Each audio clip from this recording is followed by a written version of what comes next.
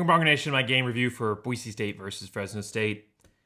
It's a tough one to review. I'm sorry for it coming out so late. I'm at my grandparents' house. I'm actually at the game, or was at the game.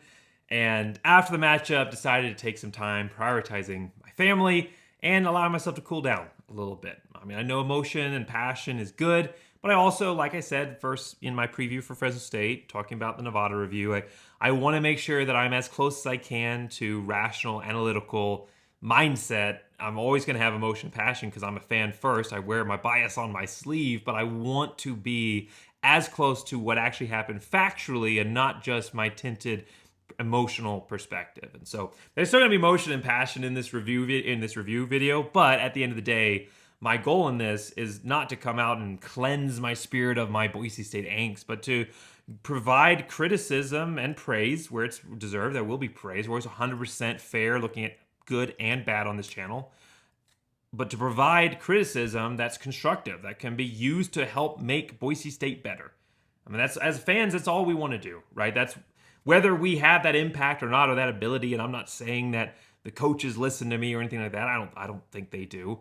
But at least be able to have that feeling of some semblance of control of the program that we love. That's what we want. We want to have some semblance of contribution, that we are a meaningful contributor to the team. That's why we criticize. That's why we say when the standard that the team has held itself to for so long doesn't appear to be getting met, because that's the role of the fan. The role of the fan is to cheer the team on, but it's also to hold them accountable. Because at the end of the day, Boise State doesn't have a team or a program without the fans.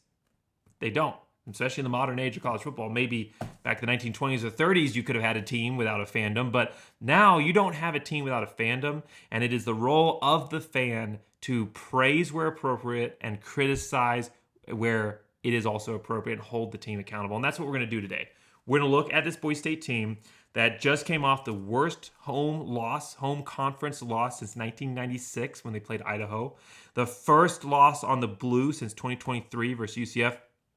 If they're watching the video, I had a discussion with a couple people after the game where I made a mistake. I thought that Nevada played after, it beat us on the blue after UCF. So you were right, I was wrong. It was UCF. And then first Mountain West loss and first loss in the blue for Spencer Danielson in his tenure so far at Boise State. And it's the worst loss for Boise State on the blue since BYU in 2020 when they lost 51-17.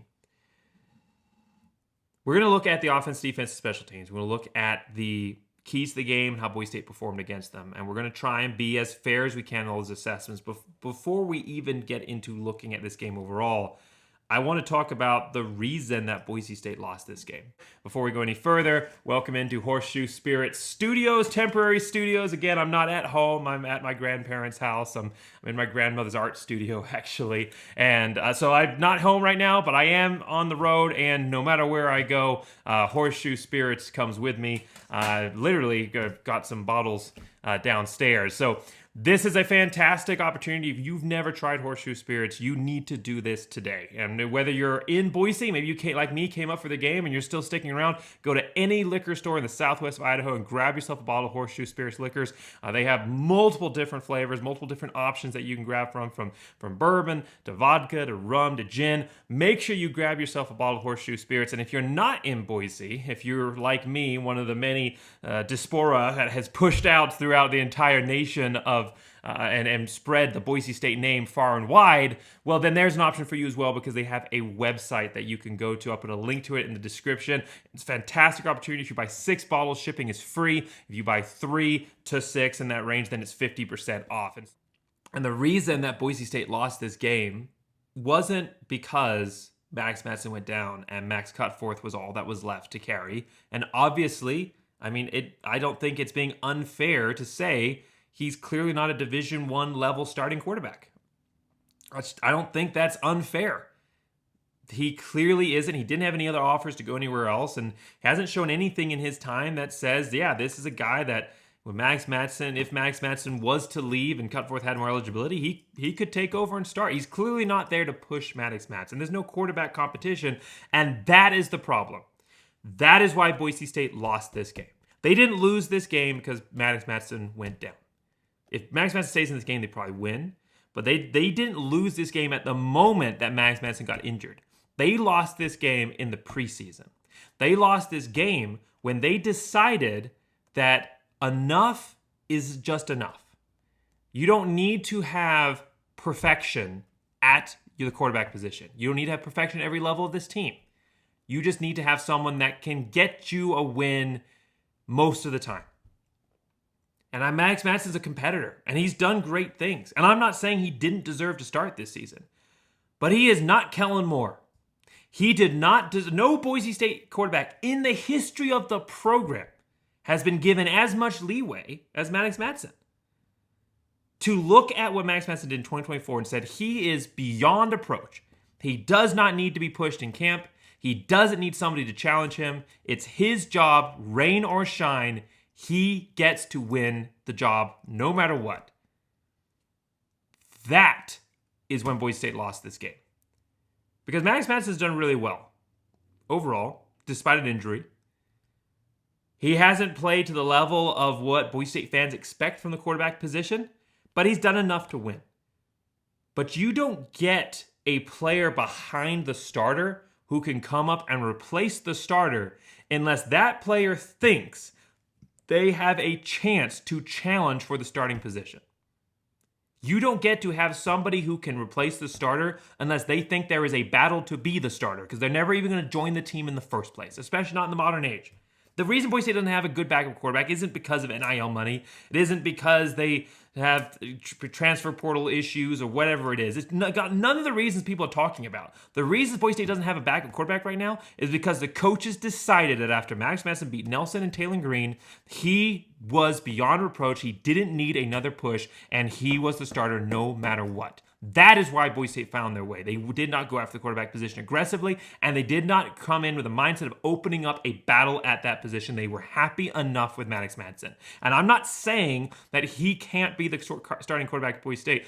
I'm not saying he can't even be the starter in 2026. But the idea that there doesn't need to be a quarterback battle at the most important position, there doesn't need to be a positional battle at the most important position on the team, especially when you watch 2024.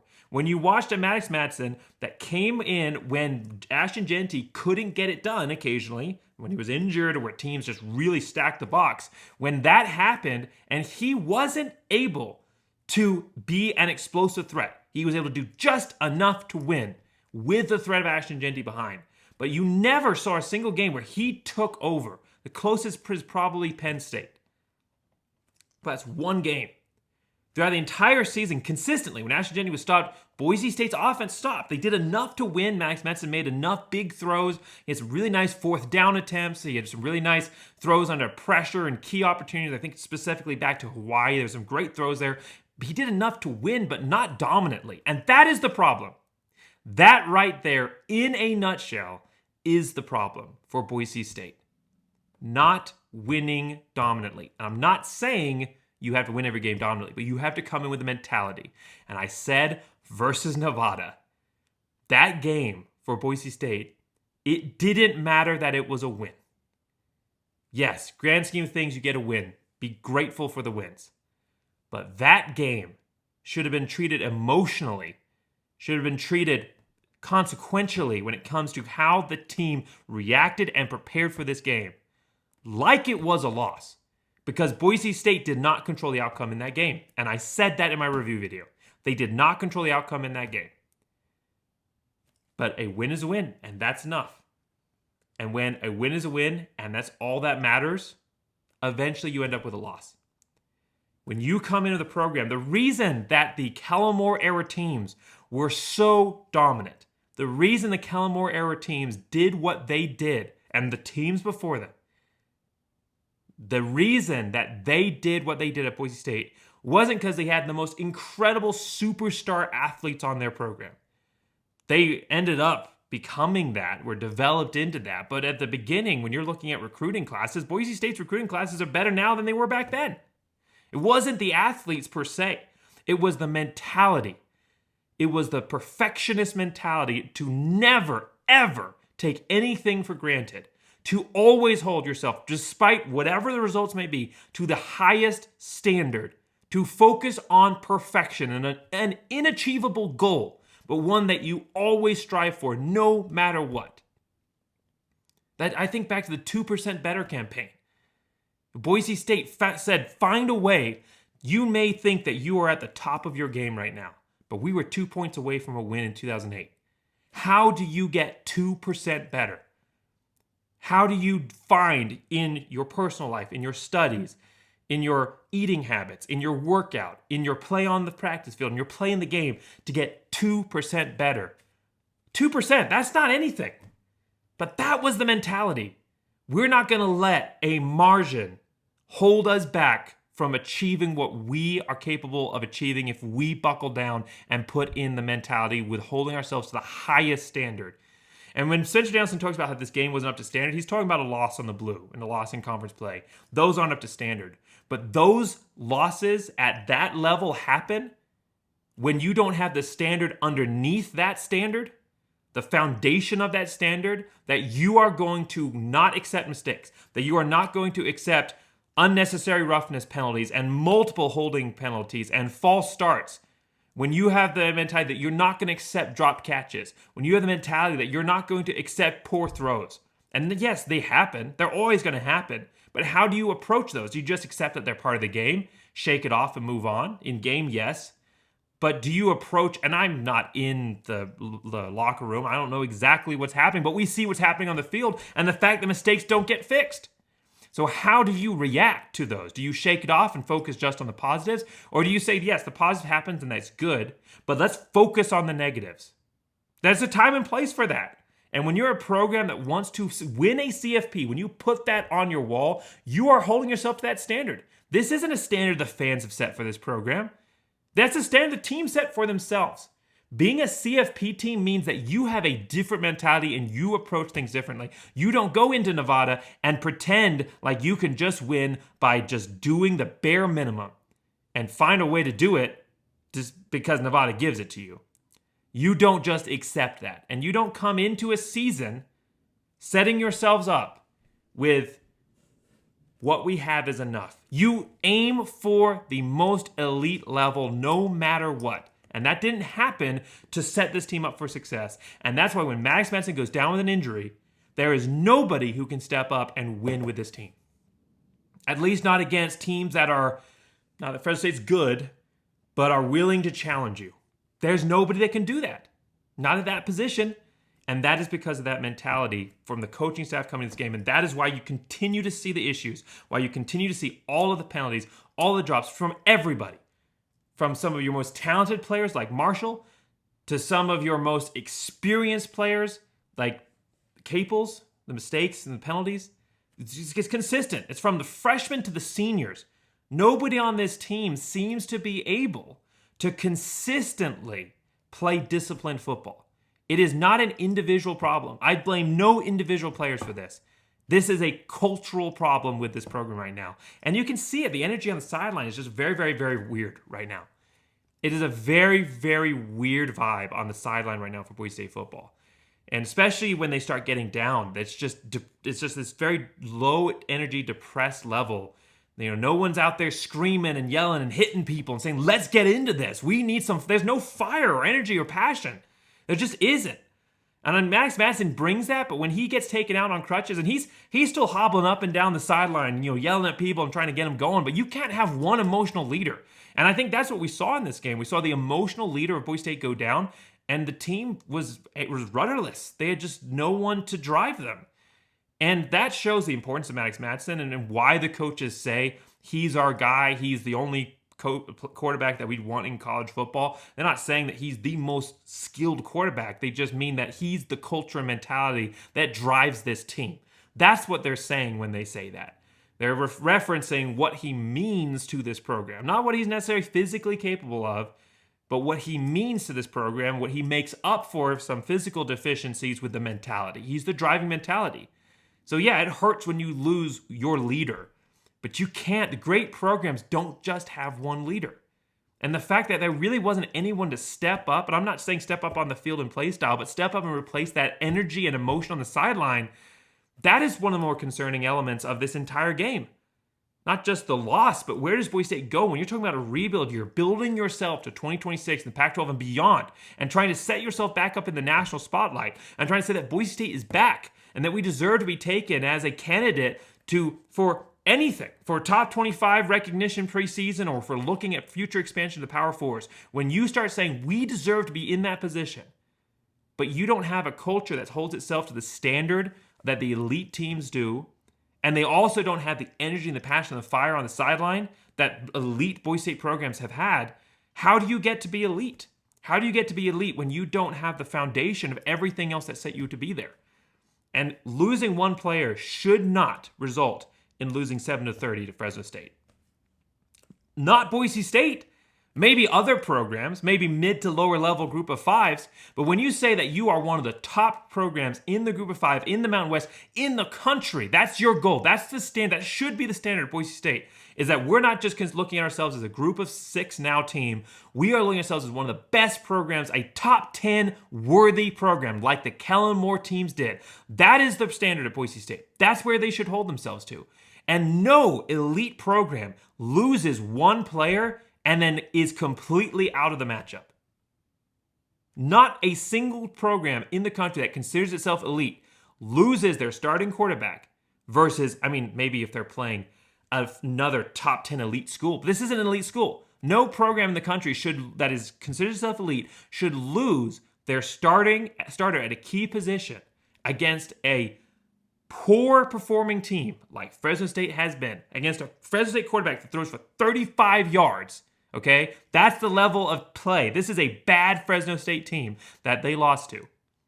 That they should lose a player at a key position and then lose 7-30 at home.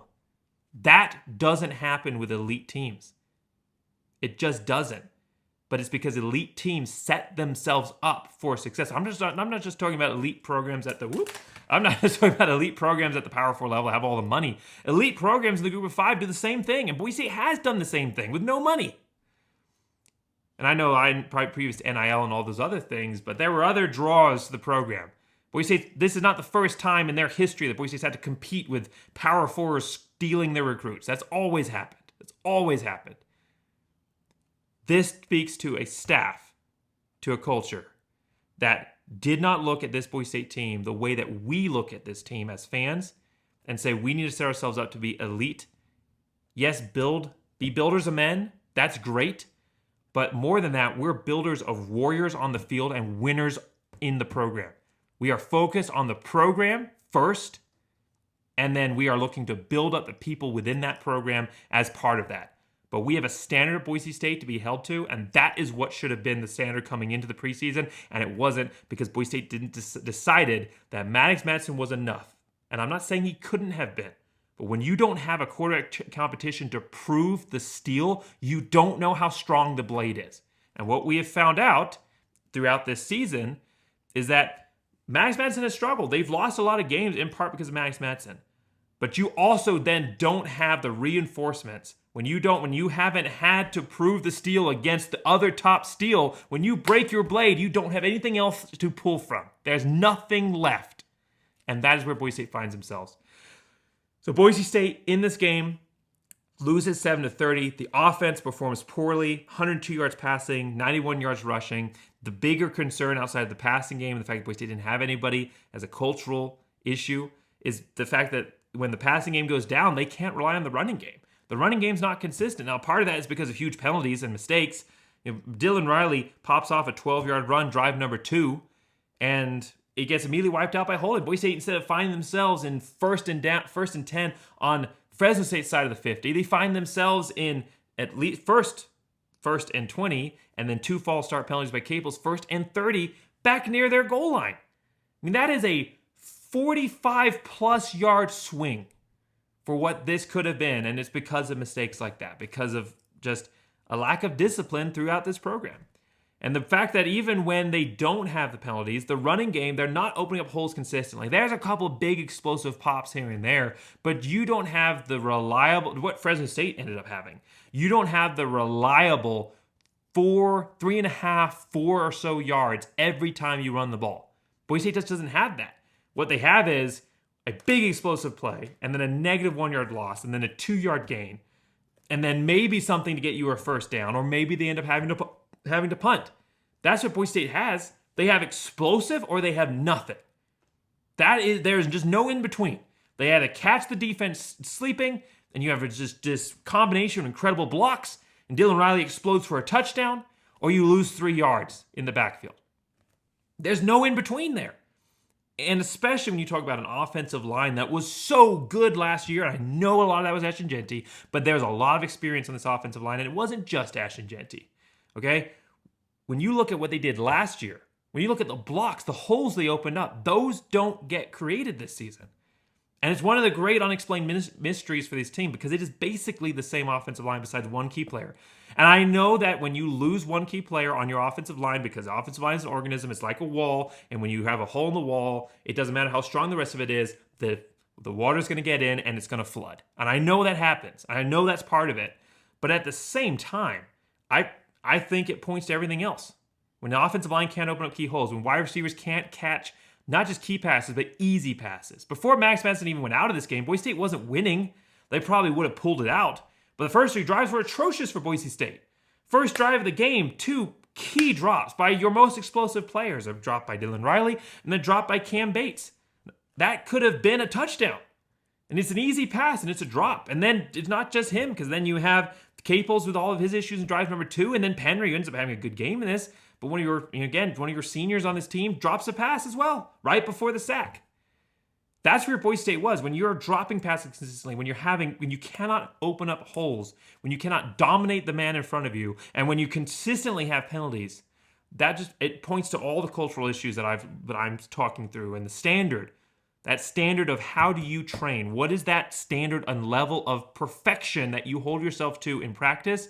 It ripples off into the field as well, and I just don't see that in how this team is performing overall offensively. So it's not just Cutforth that lost this game. The offense as a whole lost this game.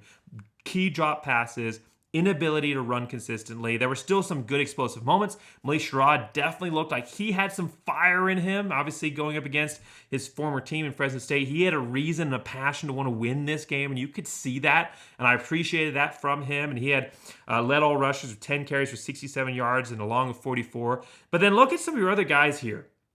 What is this coaching staff doing when it comes to prioritizing their most explosive players? Dylan Riley has 6 carries, and maybe he's still banged up. Maybe that's the answer. He didn't have very many carries last week versus Nevada. Maybe he's still injured. So that there could be something else going on. But he looked fine in the carries he got. He had a great run where there was just no blocking, and he still managed to get 7-8 yards out of it, just churning through guys. He looks okay. So how does your most explosive player, probably your best player on the team, only get 6 touches? How does that happen? The mentality, it just felt like as soon as Max Madsen went down, you just felt like, well, the game's lost at this point. I mean, there was a lot of stuff that happened. At the half, it was only 7-10, but you just, besides one single drive where things got put together, which then the next drive was immediately followed by a interception. But there's, besides from one drive, one golden moment where Sherrod has a nice run on 3rd and 8. Again, really effort play, kind of taking over the game. Tight end screen throwback, really nice play call. The play calling wasn't necessarily the problem in this game.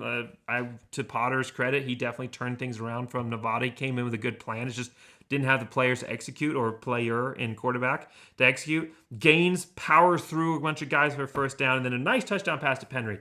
All of that works together, and it's one drive, and then you don't see any of it the rest of the game. It's just not consistent. For every step forward that Boise State took in this game, they seem to take 2 steps back. You have a nice drive for a touchdown. Next drive is an interception. You have a nice run by Sherrod, 44 yards, almost breaks it for a touchdown. And then it's immediately followed by a false start, and then a pass tipped, and then a blocked field goal. You have a great pass to Penry that sets you up for a first down. And then Louder misses a key block for Bates on an end around. He ends up getting 3 yards out of it, but it could have been a big gain. Could have been a touchdown maybe, when we've seen Bates do amazing things. And then Caples drops a pass reaching for a first, and it's a punt. Every time Boise State seemed to get it together and take a step forward, they took 2 or 3 steps back. And again, you have to look at what is the culture. What is the culture? What is the culture and the standard of this program? What have they held themselves to so far this season? What did they hold themselves to in the offseason? There's no consistent winning culture. And I'm not talking about wins and loss records. I'm talking about performance on the field. Consistent lack of mistakes and errors. Boise State shoots themselves in the foot over and over and over again, and we've seen it all season long. It is the most undisciplined program I have ever seen in the history of Boise State football. I have never seen a team that, A, lacks the ability to make up for mistakes as much. Because there may have been other teams that had similar mistakes, but they had that huge arm quarterback that could throw a 60-yard pass and make it for it. That wide receiver that you knew was going to win every 50-50, Hightower-esque, and make a big play. Boise State lacks that big play explosive to make up for the mistakes. So in order to counter that, they have to play really, really disciplined, consistent football, and they're not capable of doing that either. And they just make mistakes over and over and over again, whether it's drop passes or unnecessary roughness calls or holding penalties or overthrown or underthrown passes, whatever it is just throughout the entire team. It is throughout the entire team. And when you don't have the big, explosive, take over the game type player like Genty, all you see is those inconsistencies because you don't have anything else to overshadow it and make up for them. And so some of this could have been around last year as well, but we just didn't notice because Genty was so good. Yeah, maybe they found themselves in a second and long, but then Genty made it a 40-yard run, so who cares? Boise State, right now, I think we've talked about this being a rebuild year. Every game, it seems like we find out more about where this program truly is after Andy Avalos than we did before. It wasn't just that he took them through one of the worst stretches of wins, losses in this team's history. It wasn't just that. He demolished the culture of this program. Spencer Danielson's done some good things to try and get that mentality back. And I credit to him where that is. But there is a huge hole, and the chasm is far deeper than we ever imagined for this team. And so maybe we, as a fan base, while we have high expectations for the future of this team, in the more immediate future, maybe we need to modify our expectations, what this team, not what they should hold themselves to, because you should always shoot for the best no matter what, but maybe what they're capable of getting to. Because what they are trying to rebuild after Andy Avalos is far worse than we ever imagined. I've never seen a Boise State team that just has this, not that they quit on the game, but just that they lose the fire and the energy. I've never seen a team like that for Boise State. I'm excited than a couple games under Andy Avalos. I've never seen a team like that. Or a team that just struggles to be so consistent. They are working right now. They are working to rebuild this program, and it may end up taking a little bit longer than we think it did. But that doesn't mean the fan base shouldn't continue to hold this team accountable, because if for one moment anyone inside or outside of this program accepts what is happening now as good as the normality, Boise State, that becomes the new norm going forward. Boise State only gets back to the high standard that was held before, that established the golden era of Boise State football, if everyone associated with this program continues to say, good is not good enough. We need to be great. We can be great, and we will be great.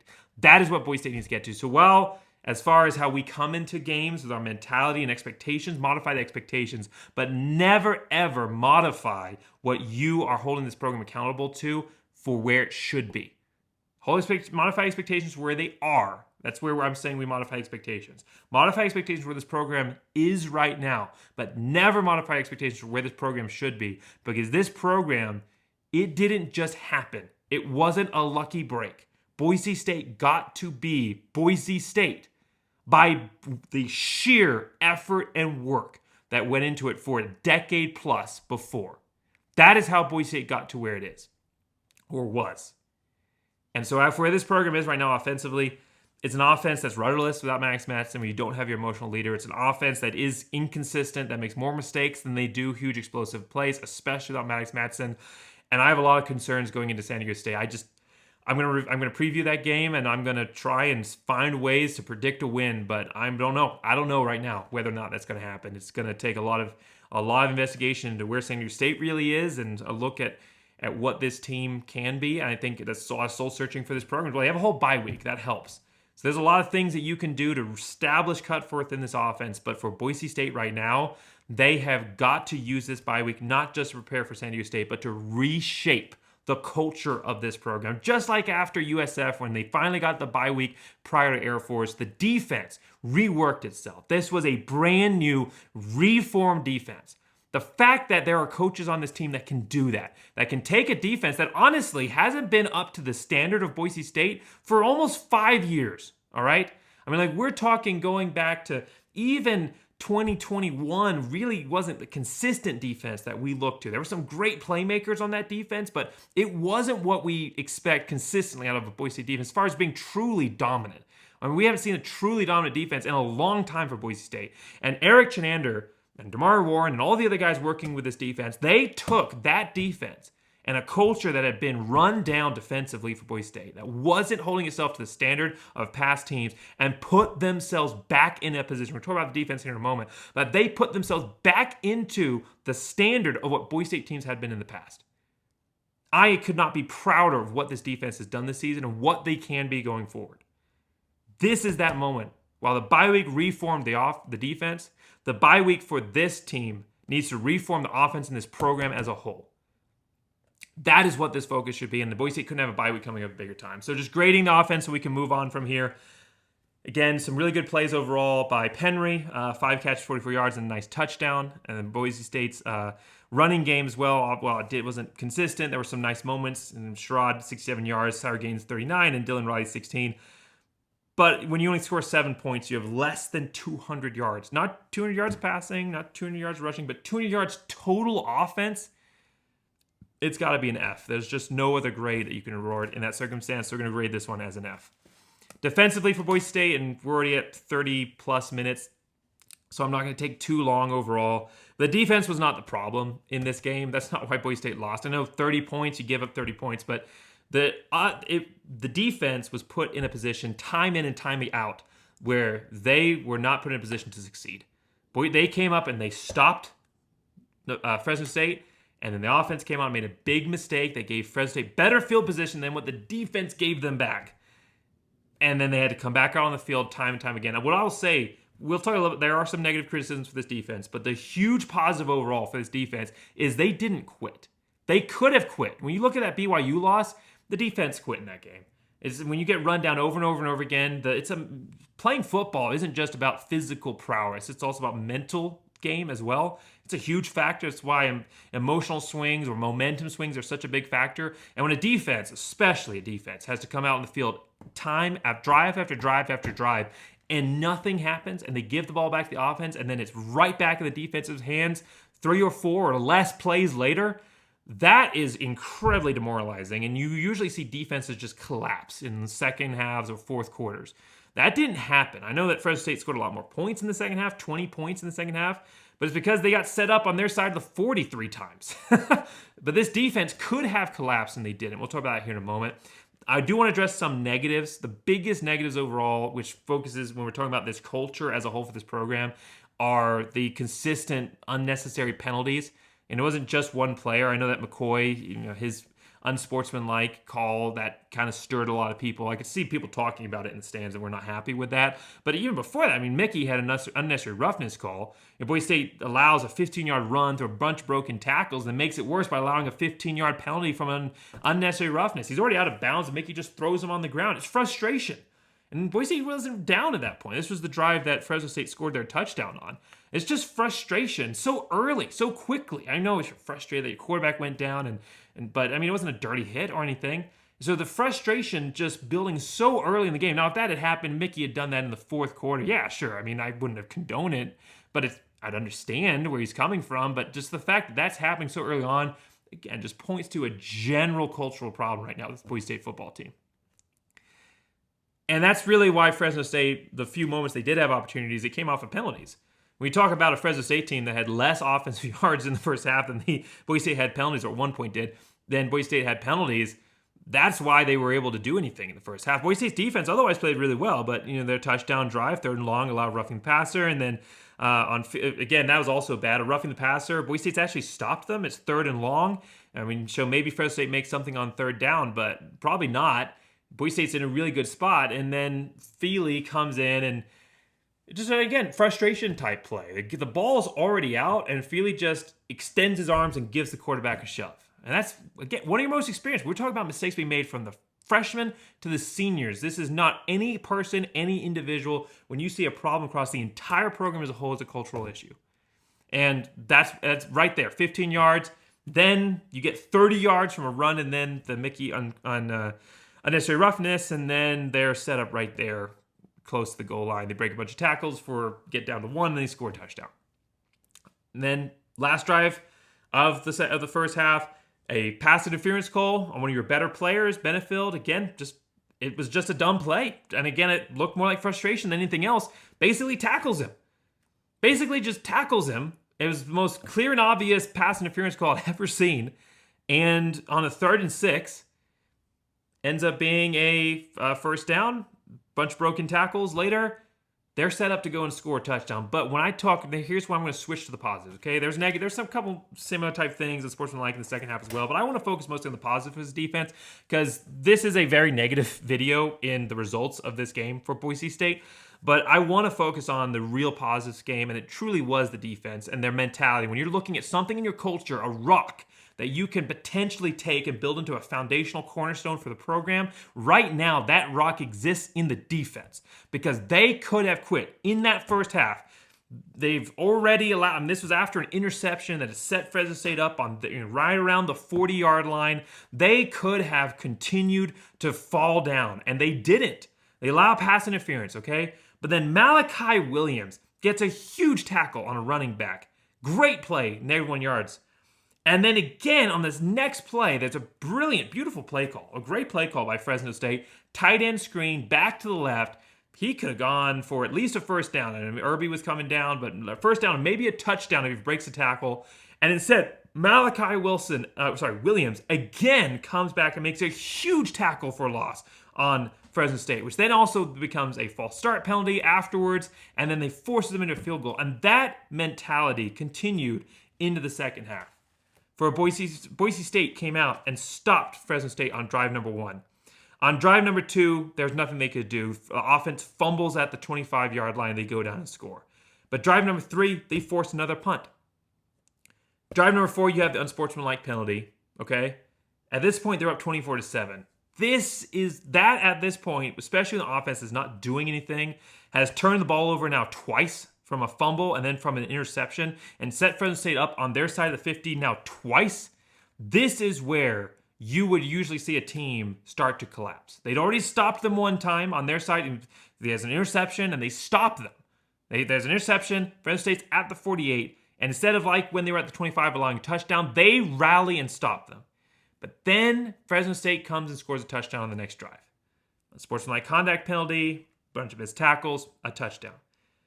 You could have seen the team fall apart here, and Fresno State could have just walked away with a demolishing win in every sense of the word. BYU-esque of 2020. And it didn't happen.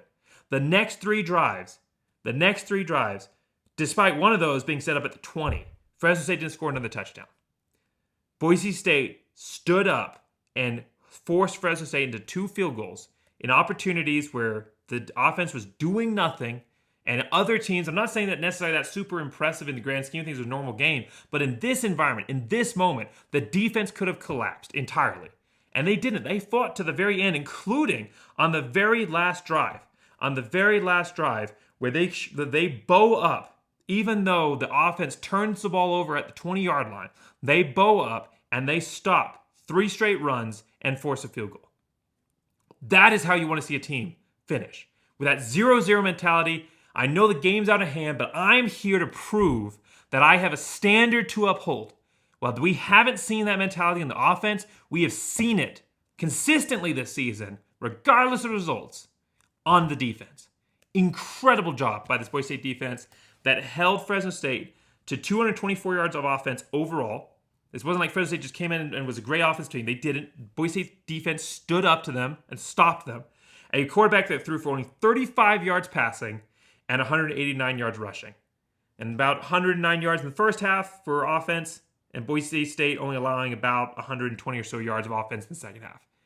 consistent performance, despite the fact that the offense was falling apart and couldn't do anything. This defense didn't. And it's really one of the first times that I've seen a Boise State defense that didn't allow themselves to get run down when the offense couldn't do anything. That's not very consistent that happens in Boise State history. There's a few games you can point to. UVA on the blue, BYU on the blue. There's a few times where you see those losses mount for Boise State where the offense is just not doing anything. The defense gets worn down. But this defense didn't. And that's incredible.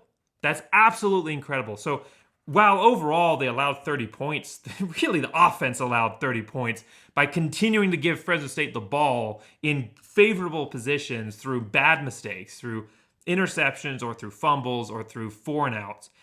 Overall, Boise State answered the call and they finished strong. And so I'm going to give this defense a solid A- overall. Certainly you could argue an A, I think, as well. Couple of those mistakes and penalties, I think, detracts from that. But A- overall for this defense. For the special teams for Boise State, there's not really anything here that just shouts off the scream of, was a reason Boise State lost or anything like that. And yes, Boise State had a blocked field goal. Not on Colton Boomer. That is, again, another special teams. It's a consistent trend besides the last couple weeks, actually. Last couple weeks, special teams have gotten better. Now we're back again. The team's in trouble. The offense can't do anything. The defense can't do anything. The team's falling apart. And one of the units that has, unfortunately, a weaker unit for them is part of that trend of falling apart as well. And they end up not being able to block at all. I mean, the Colton Boomer, that kick was pretty high, but they basically blocked it at the point of the kick. It wasn't exactly that, but the defense was in the backfield, hands up. They didn't need to jump, and they were able to block that field goal.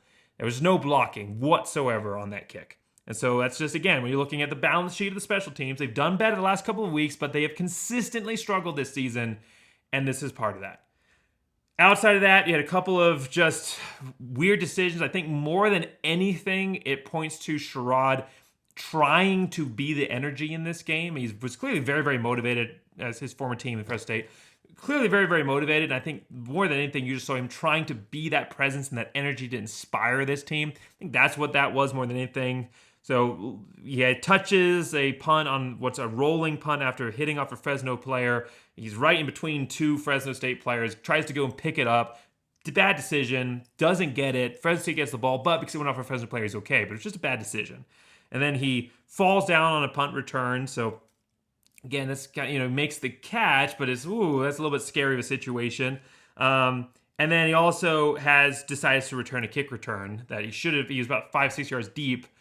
Decides to return it, only gets 16 yards. I think all of that points to Sherrod trying to do something. And I appreciate that. It's poor decision-making, but I appreciate the mentality and the effort of trying to do something to impact this game and take over. Because there wasn't really any other fire on this team, but he was trying to be that, so I do appreciate that from him. But it is mistakes in the grand scheme of things. There's obviously already, like I said, the blocked field goal. And then there was a couple of good moments as well that I don't want to just focus on the negatives. Well, good moments. Benefeld had a really nice tackle. He had a couple of really nice plays. He had that pass interference as well, but he stepped up big, especially in the first half. Had a couple of really nice plays. Also on special teams, great tackle on a punt return. And then Deboachi from the Netherlands, I'm really excited about his future at Boise State. He makes a huge tackle at the 10-yard line on a kick return right to start the second half. Really put Boise State in a good spot. Unfortunately, an offense unable to capitalize. But overall, for the special teams, there wasn't anything disastrous other than the blocked field goal. There wasn't anything hugely significantly important that they did. The punting overall from Doyle, again, consistent and good. 44.6 yards along with 51, one inside the 20. The blocked kick is going to bring them down a little bit. That was part of just the negative trends in energy. I think if they make that field goal, maybe Boise State is able to use that energy to continue to stay in this game. I think overall, though, there were other reasons they lost. But I'm going to give overall for special teams a C+ in this one, mostly because of the blocked field goal. But again, it's not on Colton Boomer. That's on the special teams having issues overall, and really kind of points back to the coaching there more than anything else. All right, finally here, looking at the keys to the game for Boise State in this matchup. Key number 1, don't overlook. I don't think they did. I don't think that's the reason things that happened. Now, did they overlook the season by thinking they didn't need a quarterback battle at a key position? Yes. But did they overlook in this game? I don't think that's the reason. More than anything, I just think it's an NA, because when Max Benson goes down, you can't really assess this one anymore. So I'm not going to say they overlooked them. I thought that they were prepared. I think that they did try to have more creative, balanced offense. It's just that, unfortunately, they didn't have the quarterback to be able to run it. Find the pass, yes, that didn't happen because Maddox Madsen went down. So much of this is so hard to grade now because Maddox Madsen was an essential part to this team. We talked about it in the beginning of the season. If Maddox Madsen goes down, there's nobody else. And I've actually had discussions and debates, mostly in the comments section. I haven't said it too much in the videos because it hasn't really been relevant, but I've said it multiple times when people have said put Cutforth, and I said you're not going to be any more successful. Maddox Madsen is the only reason that this team has a chance. And I'm not saying he's the quarterback for 2026 and that he deserved to not be challenged in 2025, but with where this team is at, he is the only reason that they have any chance of being successful this season and going win the Mountain West. And now he's gone. And at least for a couple of games, at least, and maybe more. It didn't seem hopeful based on how they were talking about him in the press conference. So where does this team go? We're going to find out with Cutforth, but it's not promising, but it does make these hard to grade. So again, I'm going to say this NA. They tried to find it, but they didn't have their quarterback. Shut down the run for Fresno State. We're not successfully able to do this. This was one of the consistent problems for Boise State in this game. They did allow the 189 yards of offense. Most of the offensive plays for Fresno State came through the run. But again, most of those were in positions where the defense was put in a bad spot by the offense, where they'd stopped them and then were immediately back out there with Fresno State in better field position than they left it. And then they are able to go in and have a run. And it was really only on a few drives that they had these nice, really long runs. So overall, I'm going to give that a C+, but I think the defense did a great job overall, and that wasn't the main reason that Boise State lost. So where do they go from here? Well, we'll find out. We will find out because you have a bye week now to reset the culture of this team, to get Cutforth prepared, coming in against San Diego State. The biggest game of the season for Boise State. They control their own destiny. Hawaii lost to San Jose State late last night, which I did watch, and I was very good game, by the way. I've never rooted so hard for San Jose State in my life. But where does Boise State go from here? Well, they control their own destiny, but if they lose to San Diego State, they won't. So that is going to be the most important game of the season. Can they find a way? This is the biggest challenge for the coaching staff this entire season. Can they design an offense that is successful, leaning on your playmakers, on your running backs, on your wide receivers, being creative, either through screen passes or through end arounds or whatever you're doing? Can you lean on the team to win? Maddox Madsen's been the focal point of how this team gets to find ways to win. But can you lean on the team when you don't have consistency at the most important position at the quarterback? It's going to be a very, very tough challenge. If Boise State can do that, if Boise State can find a way to win versus San Diego State, despite everything that's happened, I think that could show a true transformation in the culture of this program. Whether they win or lose doesn't show that transformation has happened because you don't have your starting quarterback. You're in a bad spot. You can't make up for mistakes that you made at the beginning of the season. So the focus of this week, yes, should be preparing to beat San Diego State if they can. But the biggest focus of this week shouldn't just be on beating San Diego State. The biggest focus this entire week should be reshaping what it means to be a Boise State Bronco in 2025. What it means to be a part of this program, where this program is headed, and what the standard, what that actually means for this team. Whether that is going to stay the same, where it's just wins and losses, or it is how you play in those games. This next week, regardless of results versus San Diego State, this next week, just like 1998, was the turning point after that loss to Idaho for the players that never wanted to feel like that again. This week, in this bye week, after Fresno, could be the linchpin that the entire future of Boise State football turns on if the team and staff and everyone associated with this program has the right mentality going into it. We will see. I'm hopeful. I'm excited. As always, no matter what on this program, go Big Blue!